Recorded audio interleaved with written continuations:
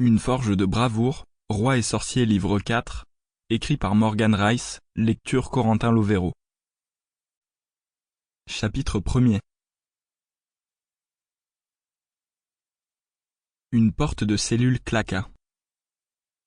Duncan ouvrit lentement les yeux puis eut envie de les refermer.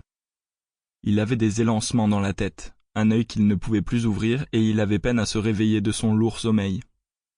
Une douleur vive traversa rapidement son bon œil quand il se pencha en arrière contre le roc froid et dur. De la pierre. Il était allongé sur de la pierre froide et humide.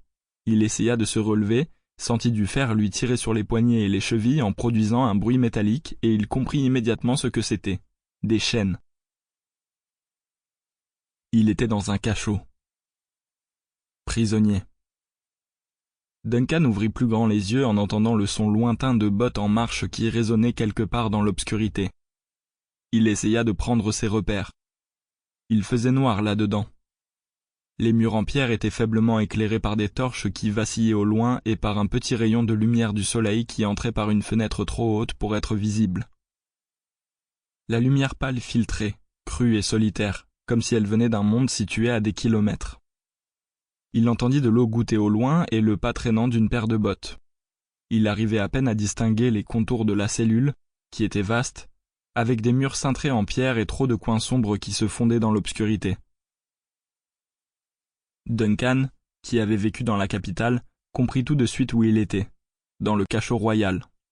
C'était l'endroit où ils envoyaient les pires criminels et les ennemis les plus puissants du royaume pour qu'ils y croupissent sans fin ou y attendent leur exécution. Duncan y avait envoyé beaucoup d'hommes lui-même quand il avait servi ici, à la demande du roi. Il ne savait que trop bien que c'était un endroit d'où les prisonniers ne ressortaient pas. Duncan essaya de bouger mais ses chaînes ne le lui permettaient pas. Elles coupaient ses poignets et chevilles meurtris et saignants. Cependant, c'était là le dernier de ses soucis. Son corps tout entier lui faisait mal et palpitait, et il souffrait tellement qu'il avait peine à comprendre où ça lui faisait le plus mal.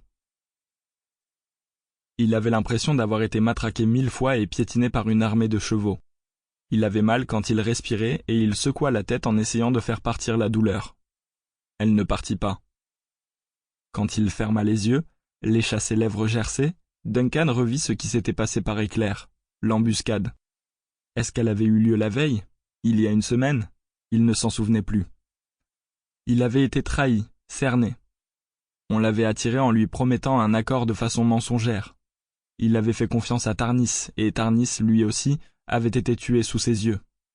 Duncan se souvint que ces hommes avaient... Sample complete. Ready to continue?